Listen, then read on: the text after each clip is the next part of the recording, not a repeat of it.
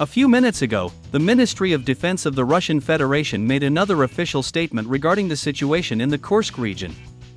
In particular, the Russian military department stated that over the past 24 hours, the armed forces of the Russian Federation have stopped 3 attempts by raiding groups of the Ukrainian army to break deep into Russian territory.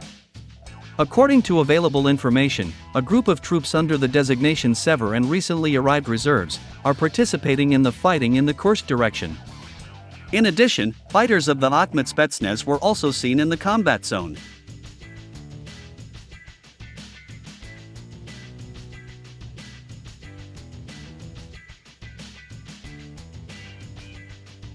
Moreover, the legendary Patnashka Brigade also arrived in the Kursk region. It is reported that the fighters of this legendary brigade have already engaged in battle with enemy forces and managed to paralyze the armed forces of Ukraine in several areas. The main task of the fighters of this brigade is to pin down the forces of the Ukrainian army before the approach of the main reserves of Russian troops. And judging by what is happening on the battlefield, they successfully cope with this task.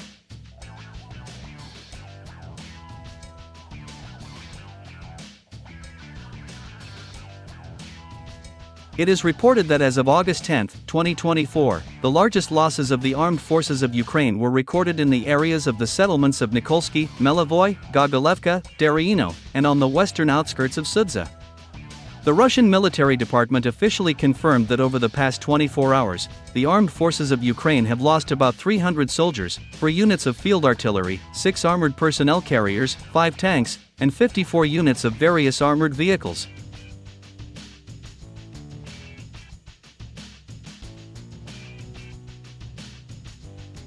In addition, Russian combat aviation continues to strike the territory of the Sumy region, destroying enemy reserves that were supposed to be transferred to the border of the Kursk region.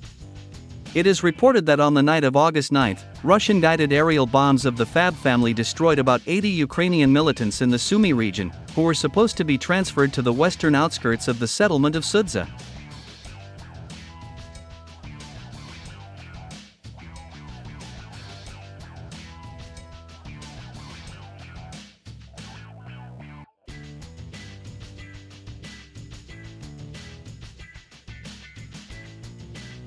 Meanwhile, Western military experts from numerous analytical centers have made a detailed analysis of what is happening in the Kursk region.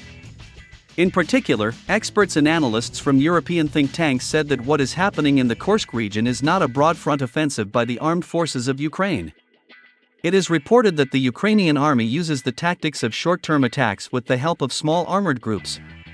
This is similar to raids by small armed gangs, the main purpose of which is not to capture towns and villages, but to intimidate the local civilian population.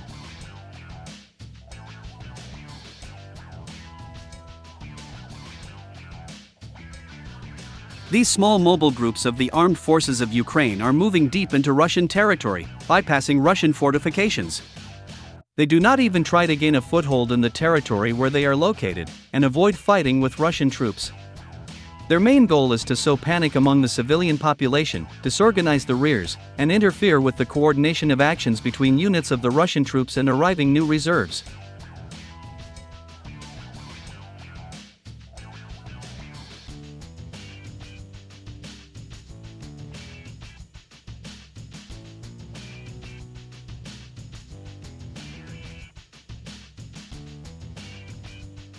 Commenting on the tactics of the Ukrainian army in the Kursk region, an authoritative military expert and analyst Boris Razin also noted that the armed forces of Ukraine act like ordinary gang formations.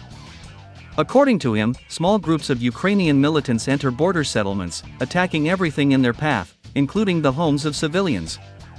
Then they quickly leave the settlement, without waiting for the arrival of Russian forces.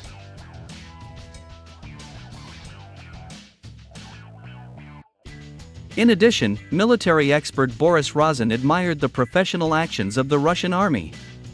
According to him, the Russian High Military Command acted very competently by refusing to send dozens of helicopters with Spetsnaz to the combat zone. As it turned out, during the early days of the Ukrainian army's invasion of the Kursk region, the armed forces of Ukraine prepared numerous traps for Russian Spetsnaz. Ukrainian militants sat in ambushes with stingers and waited for Russian Mi-8 and Mi-26 helicopters with dozens of fighters of Spetsnaz. However, at the last moment, the Russian High Military Command refused to send helicopters with Spetsnaz to the combat zone. By the way, back then, this decision of the Russian High Military Command provoked the anger of many Russian telegram channels and military experts, who from the first minutes of the Ukrainian Army's invasion of the Kursk region called on Russian generals to send helicopters with Spetsnaz to the city of Sudza. Fortunately, the Russian High Military Command ignored the demand of many telegram channels and experts. And as time has shown, it was the right decision.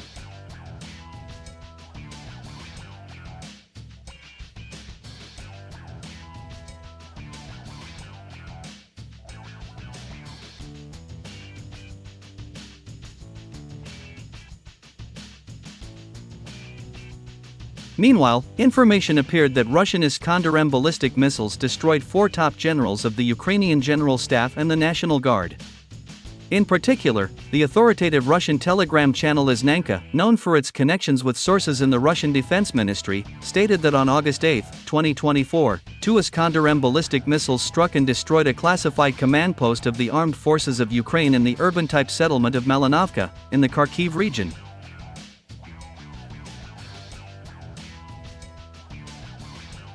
It is reported that at the time of the missile strike, 4 Ukrainian generals were in this command post, who coordinated and commanded the attack of the Armed Forces of Ukraine on the Kursk region. We are talking about generals of the Armed Forces of Ukraine Mikhail Drapati, Andrei Ignatov, Vladimir Gorbatyuk, and Alexander Pivnenko.